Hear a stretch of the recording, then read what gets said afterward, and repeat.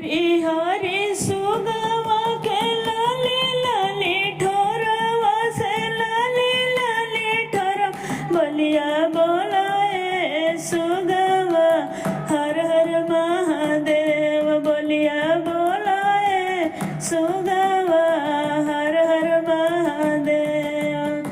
मंदिर में बोला चर जाओ में बोला चर जाओ में बोला बोलिया बोला हे सुगवा हर हर महादेव बोलिया बोला हे सुगवा हर हर महादेव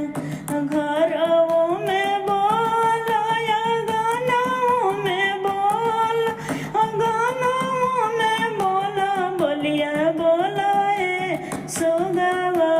हर हर महादेव बोलिया बोला हे सुगवा